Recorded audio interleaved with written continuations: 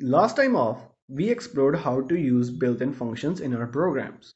Let us now take a look at user-defined functions. To add productivity and versatility to your program, you can create your own functions which are called user-defined functions. They consist of a block of code which can be executed by a single statement which may or may not take an argument and which may or may not return a result.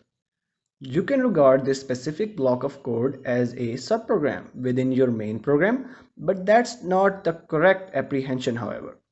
The syntax is given right in front of you: def function name and round brackets in which the arguments will go, and then in the indented area your function body code will go there, and then finally a return statement will end your function.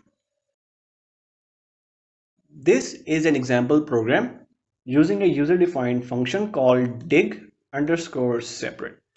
We have four variables: d1, d2, d3, and d4. The double forward slash shows that we are performing integer division, and this returns the quotient. The percentage sign shows that we are returning the remainder.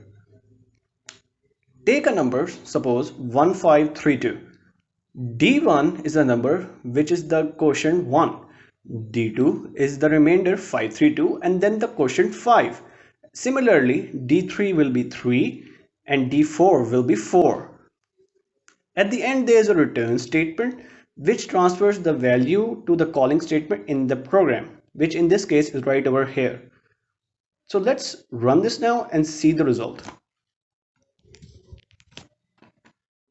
I already have it pasted over here. I'll show it to you. This is right over here. You can see the program. You can see the comments as well. Let's run it.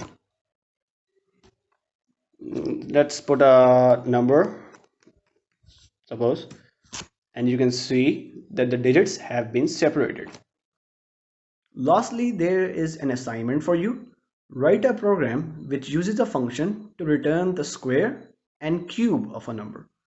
This is pretty simple. I believe you can do it on your own.